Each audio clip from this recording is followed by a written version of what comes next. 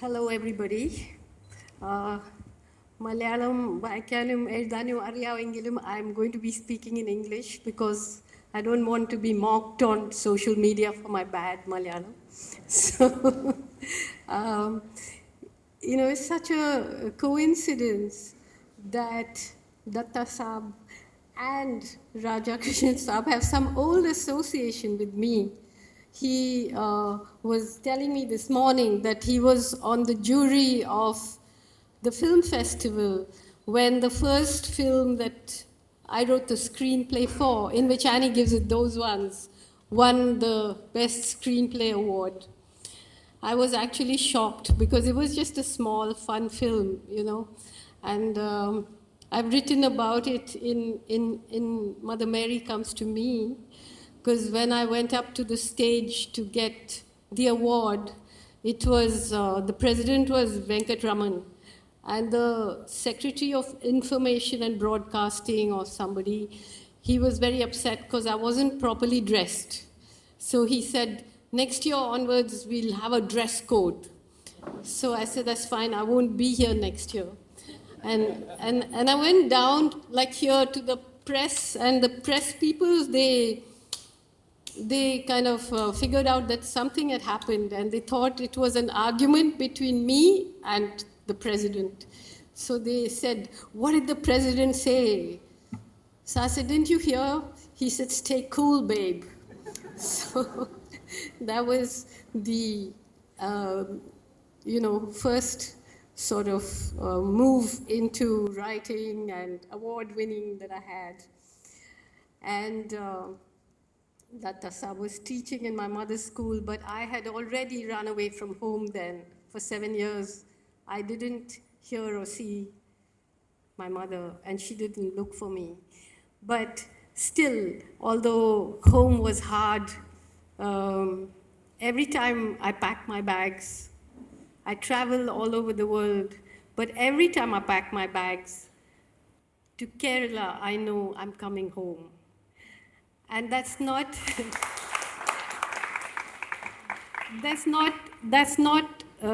a sentimental thing, It's not a sentimental thing that I'm going to see my mother or I'm going to see my village. It's not that.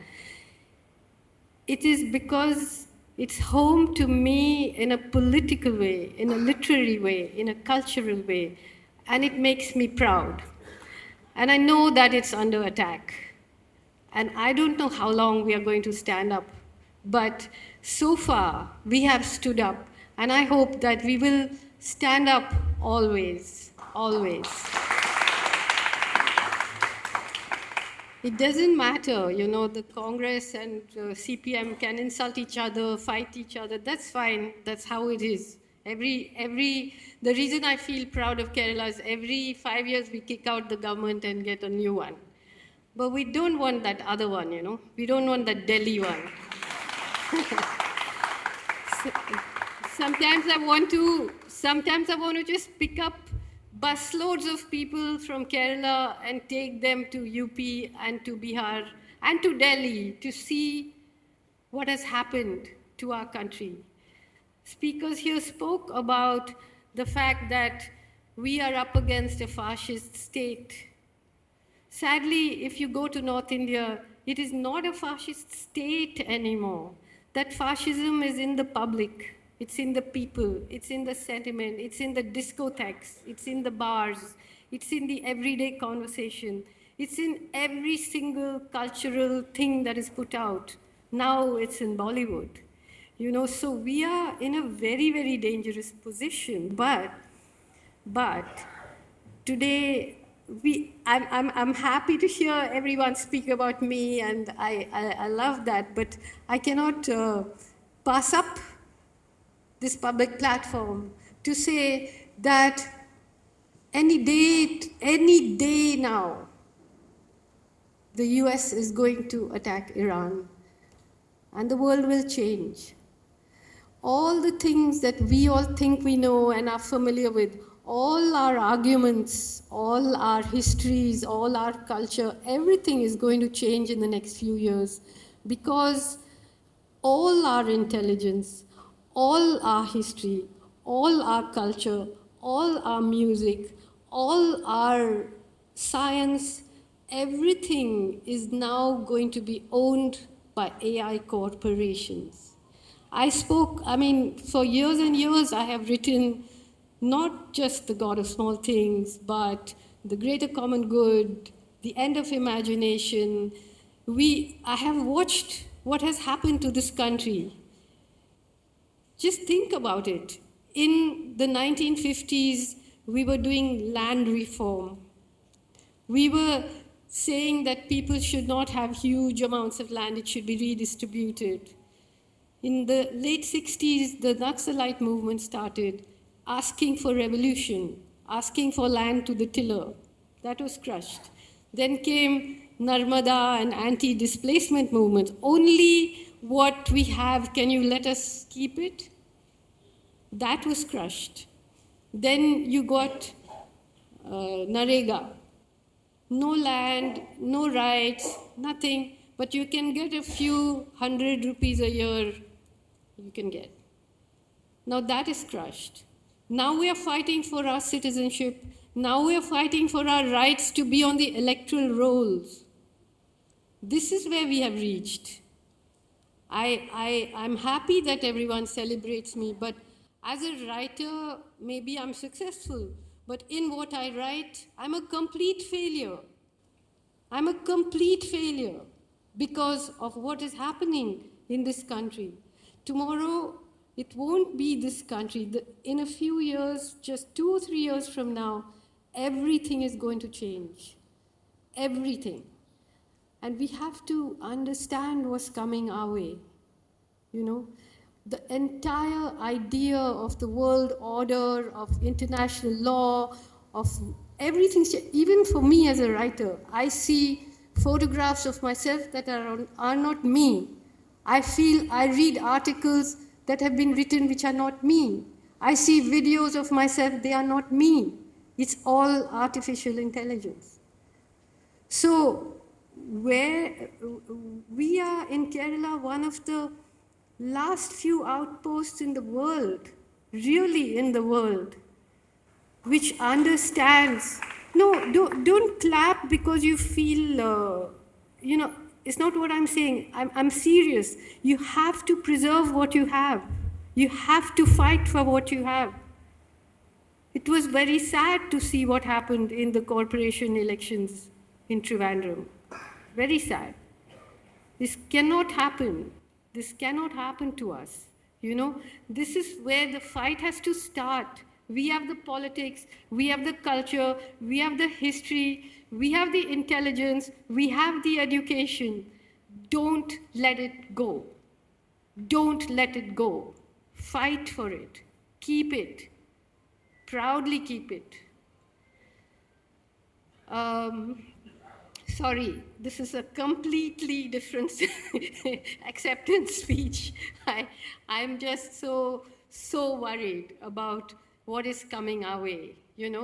It's almost as though everything that I lived through, everything that I wrote, will belong in a few years to a past era. But we are that last generation that has the power, the education for critical thinking. Because AI is taking away critical thinking from the new generation. You see people in the US, high school teachers are resigning. They're saying our students don't know how to read anymore. They don't know how to read a paragraph and analyze it anymore. In India, the universities are going down. In America, they are being finished off. So how, unless we are aware of what is happening, unless we are aware of the fact that there is no longer a settled set of facts over which we argue. Even disagreement is a luxury now because the conversations are like this. There's no meeting point, So how are we going to look at this world that's coming at us? Today, Iran is surrounded with nuclear aircraft carriers, 500 fighter jets,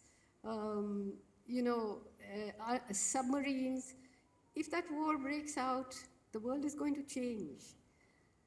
At least we must be prepared, you know. Kerala is also what it is because it's very insulated, even from what's happening in North India. I live in North India, and every day my heart breaks to see how people talk to each other, how Hindus talk to Muslims, how, I mean, you saw they are attacking churches. They burned 300 churches or more last year, according to a Guardian report. You saw what happened in Manipur. It's very easy to light a fire, you know. In our state, if that fire is lit, Kerala will become Lebanon, you know. So we have to stop them lighting this fire. And I was recently in Calcutta just a few days ago, and everyone is speaking to me in Bengali, and I was like, no, I'm a Malayali. No, I'm a Malayali. You know, although everybody there knows my father's family in Kolkata, but I am a Malayali, you know. And I so love the way we live together. And because I live in the north, I fear so much what will happen, you know. So everything I write, I mean, whether it's the God of Small Things, or whether it's the political essays, or whether it's a memoir, or whether it's a screenplay, everything for me is political, because even Mother Mary comes to me, people keep talking to me about mothers, and my mother was like this, and my father was like this. I said, no, this is not that kind of mother. This is a book about two women who lived outside in the world. This is about two women who fought public battles and private battles, but it's about the most difficult kind of love, you know. So that love includes the love for this place. I mean, recently, not so recently, but during the previous UP elections, Yogi Adityanath said to people, अगर आप हमें vote नहीं देंगे तो UP Kerala जैसे बनेगा. So I said, you got a hope, you know. I said, yeah, it's a really terrible thing if UP becomes Kerala, because imagine my mother runs a school in Kerala. When she's ill, she goes to a hospital which is run by her students. Her doctor has children in her school. Isn't that a terrible thing? So they can, of course, get the sarcasm of that. But, you know, what we have, we can easily lose.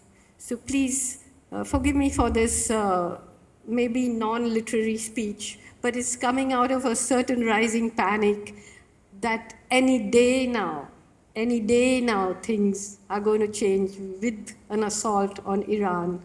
And we must be prepared. We must be prepared. You know, if we are prepared, then it makes a huge difference if we know what's coming our way. Thank you so much.